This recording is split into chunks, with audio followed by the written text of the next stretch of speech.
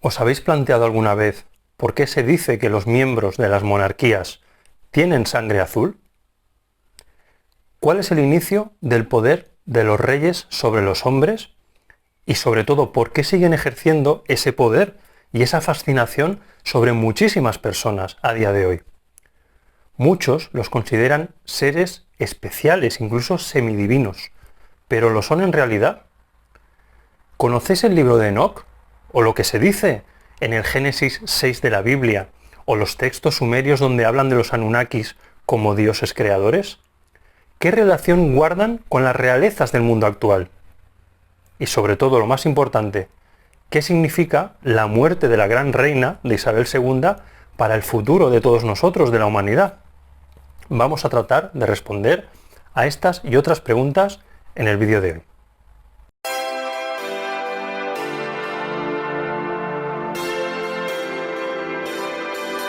Hola familia humana, ¿cómo estáis? Espero que vibrando muy alto. Bueno, hoy vamos a hacer un pequeño punto y aparte, y en vez de hablar de numerología y aspectos asociados al número de vida como en los últimos vídeos, relacionándolo con el nuevo servicio del mapa sagrado vibracional que muy prontito verá la luz, hoy vamos a hablar, como digo, de la noticia, bueno, pues que más ha ocupado a los más media en los últimos días. Y es que se dice que más de la mitad de la humanidad, es decir, más de 4.000 millones de personas, vieron el otro día, en algún momento, por televisión, el entierro de la reina de Inglaterra, de Isabel II, de Reino Unido. Desde luego, las monarquías, las casas reales, los reyes, las princesas, etc., siguen teniendo un gran peso en el inconsciente colectivo, como vemos, por ejemplo, con este tremendo dato de audiencia que os acabo de dar, o lo que pasó con Lady Di en su momento. Y es cierto que esta reina que acaba de morir no era una reina cualquiera, ya que llevaba más de 70 años reinando, desde el año 52, 1952. Con lo cual, bueno, ha formado parte de la historia viva de las últimas 7 décadas, que se dice pronto. Y eso la ha convertido en un símbolo de épocas gloriosas pasadas, de cuando Reino Unido era realmente el imperio británico, siendo la reina el símbolo de ese poder perdido y haciendo de ella, además, pues bueno, una especie de icono pop, de cultura popular, a la altura de personajes del mundo del cine, de la música, del espectáculo, etc. Por cierto, vienen nubes negras para Reino Unido en esta década. Muchos cambios y un gran declive en todos los sentidos. Veremos cuánto dura, por cierto, el nuevo rey Carlos, pero numerológicamente no pintan nada bien ni para él ni para el país. Pero, volviendo al tema de hoy, quizás por los cuentos infantiles de los reinos lejanos, las princesas, o porque aún nos gusta ser mandados y regidos por personas a las que seguimos considerando casi semidioses, o quizás por la atracción, por la riqueza, por el lujo, por la tradición, lo cierto es que aún las monarquías tienen, como digo, un gran peso en nuestro inconsciente y nos llaman poderosamente la atención. Y esto a mí también me llama la atención, porque ya sabemos, bueno, pues que la mayoría de los políticos, salvo honrosas excepciones, defienden sus propios intereses o los de quienes los colocan ahí y mueven los hilos en la sombra. Pero al menos a los políticos podemos ir cambiándolos y podemos votar. Algo es algo. Pero es que con las monarquías ni siquiera podemos hacer eso. Están ahí por decreto divino. Y me sorprende, como digo, que todavía en el siglo XXI a muchas personas les parezca esto normal y además que incluso los adoren y los veneren como si fueran seres tocados, bueno, pues por la mano de Dios. Pero ¿es así en realidad? ¿Y si el motivo de esa adoración tiene que ver con el pasado más remoto de la humanidad? Con el inicio de la humanidad tal y como la conocemos hoy. Desde luego, bueno, muchos reinados, sobre todo modernos, se han ido formando, bueno, por luchas, por guerras, por conquistas de territorios, etc. Pero si vamos muy atrás en el tiempo y observamos lo que nos dicen algunos textos sagrados que se remontan al momento iniciático de la humanidad, podemos encontrar algunas cosas muy llamativas que incluso explicarían el por qué a la realeza siempre se les ha llamado los de sangre azul. Obviamente las personas tenemos sangre roja. Incluso la reina Isabel, que ahora se ha ido, también la tenía. Digo yo. Claro, pero ¿esto siempre fue así? En los textos sumerios, de los que ya hemos hablado en otros vídeos, y que cuentan con más de 4.000 años, se nos habla de cómo aparecieron unos reyes divinos sobre la faz de la tierra. Os refresco un poco la memoria para quien no conozca el tema y lo resumo. En esos textos se dice que hace unos 450.000 años bajaron de las estrellas, concretamente de un planeta llamado Nibiru, cuya órbita es enorme, inobservable aún por nuestros telescopios, seres mucho más evolucionados que el antecesor del Homo sapiens que poblaba la Tierra en aquellos momentos, hace 450.000 años. El antiguo ser humano, para entendernos. Se dice también que estos seres celestiales manipularon genéticamente al ser humano y lo convirtieron en un ser mucho más inteligente, más avanzado y capaz de evolucionar por sí mismo con el tiempo, como hemos hecho. Y que esos Anunnakis bajados de las estrellas, con una tecnología que incluso hoy día es más avanzada que la que nosotros poseemos, en el siglo XXI, dejaron aquí a unos cuantos de ellos, como si fueran, bueno, pues gobernantes, vigilantes, observadores para controlar la evolución humana y también para ser aquí poderosos y omnipotentes, haciendo lo que les venía en gana. Y así es como aparecieron los primeros reyes divinos. Con un conocimiento tenían aquellos reyes que verdaderamente los convertían en dioses a ojos de los antiguos humanos. ¿Vale? Y estos reyes serían los colonos que fueron la base de la nueva humanidad al mezclarse con los humanos que ya nacieron aquí en la Tierra. ¿Vale? Habrá a quien esto le pueda parecer, bueno, muy extraño, muy increíble. Pero ¿no es justo esto lo que hemos hecho desde que el mundo es mundo aquí en la Tierra? Los humanos, entre nosotros, conquistar territorios, dejar colonos en ellos que ejercen de gobernadores, de reyes, etc., y mezclarnos con la población autóctona que allí encontramos tras conquistar el territorio. Pues parece ser que ellos, los Anunnakis, hicieron lo mismo. Quizás, de hecho, habría que pensar si lo que hemos hecho los humanos aquí en la Tierra no es más que la reproducción de lo que hicieron con nosotros en ese inicio de la humanidad inteligente. Y simplemente pues hemos ido copiando el modelo, imitando lo que vimos desde ese inicio. Como niños que reproducen y copian lo que ven en sus mayores, quizás hicimos eso. En estos textos sumerios también se habla de la lucha entre dos hermanos, Enlil y Enki, y de hecho en esa lucha podemos encontrar la simbología de la lucha continua entre el bien y el mal, entre la luz y la oscuridad, Dios y el diablo, siendo Enlil el destructor de la humanidad, al que se le atribuye, por ejemplo, el gran diluvio universal, y Enki, un ser benevolente, que se erigió como protector de la humanidad y que entendía que el ser humano debía ser libre para escribir su propio destino. Y yo me pregunto, y os pregunto, ¿puede ser que alguno de estos seres que se describen en estos textos, como seres, por cierto, con aspecto humano, rubios, de ojos claros, altos, con barba, se quedaran aquí como colonos y se acabaran mezclando, como digo, con las hembras humanas, dando lugar a una descendencia híbrida? Insisto, es que es lo que hemos hecho luego los propios humanos a lo largo de la historia al conquistar nuevos territorios. Si esto fuera así, desde luego estos seres, aquí en la Tierra, serían considerados dioses en el pasado, por la gran diferencia de conocimiento a todos los niveles, pero sobre todo tecnológico, que habría entre estos seres que bajaron del cielo y los primeros humanos. Y es que hoy día simplemente, si cogiéramos un smartphone y nos fuéramos a la selva del Amazonas y encontráramos algún nativo de estos indígenas que aún quedan viviendo aislados de la civilización, sin contacto con la civilización, se quedarían maravillados y sorprendidos o atemorizados al verse, por ejemplo, en una foto en el smartphone, o escuchar música salir del aparato, o ver una simple luz, una linterna salir del aparato, ¿no creéis?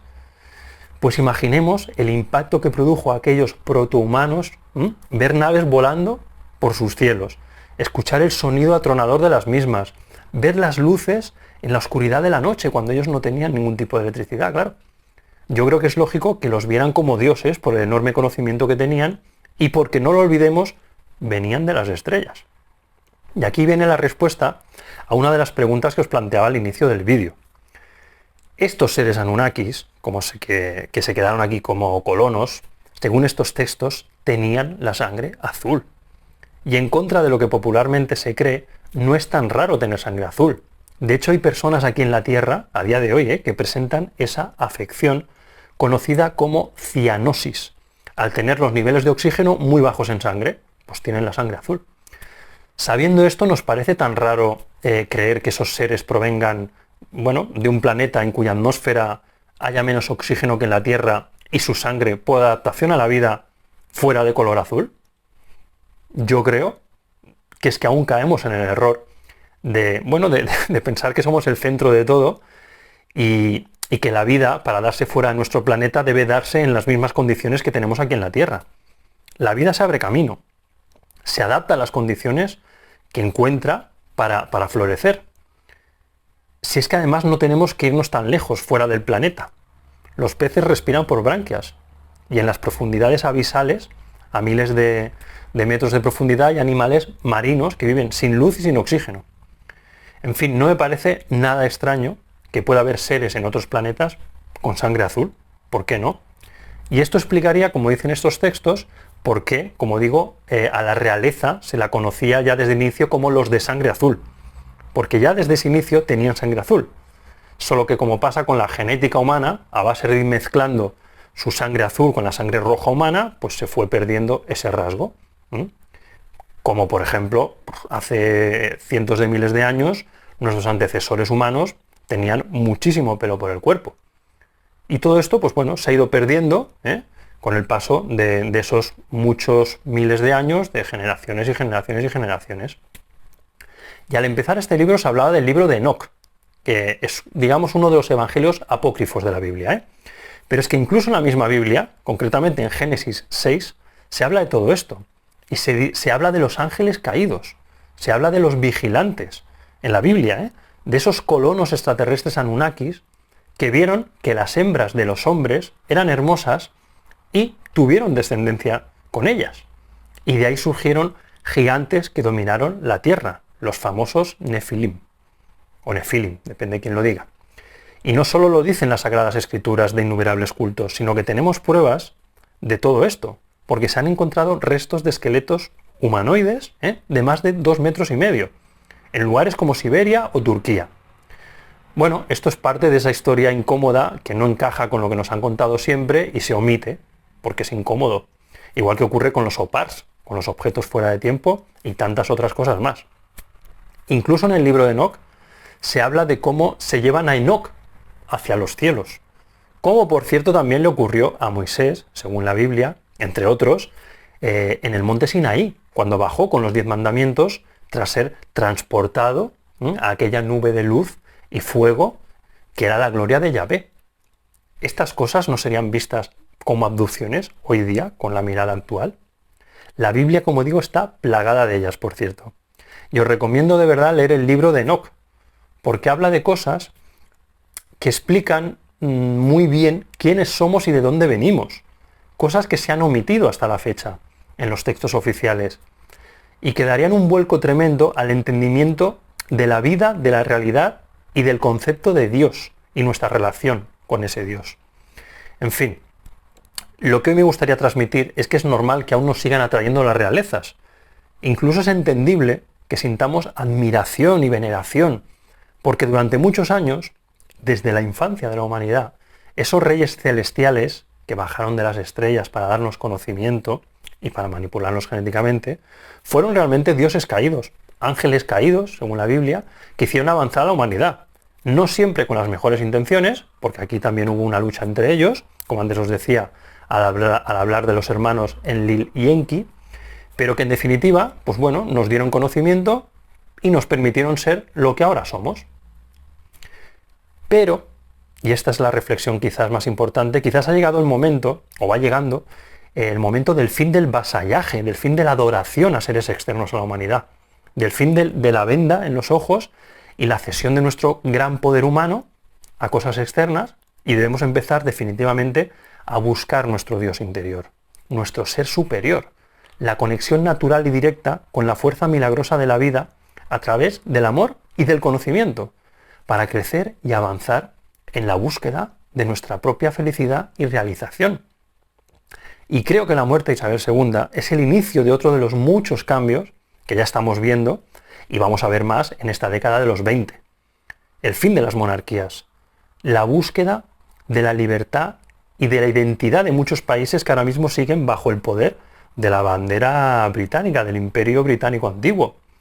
Y el fin, en definitiva, del poder de la sangre azul extraterrestre sobre la sangre roja humana, que es, en definitiva, lo que simbolizan las monarquías todavía, ese poder de la sangre azul. Porque cuando hablamos de la monarquía británica, hablamos de la gran monarquía que aún queda en el planeta, la que de verdad tiene poder, solera y peso histórico. No olvidemos que la reina, o ahora el rey del Reino Unido, es el jefe de Estado no solo de Reino Unido, sino que lo sigue siendo de Canadá, de Australia, de Nueva Zelanda y de otros muchos países. Y esto no deja de ser, para el inconsciente colectivo, un recuerdo de los reinados de nuestros creadores Anunnakis, que aunque a muchos les parezca difícil de creer, yo estoy convencido de que no solo existieron, sino que en sus escritos es que hay pruebas del gran conocimiento que tenían sobre nuestra galaxia, ya que, entre otras cosas, hace 4.000 años ya sabían que el Sol era el centro de nuestro sistema solar y que había 8 planetas dando vueltas a su alrededor. Hace 4.000 años, insisto, ¿Cómo lo sabían? Pues bueno, pues porque ellos estaban mucho más avanzados que nosotros. Así de sencillo. Yo creo que es que esto cae por su propio peso.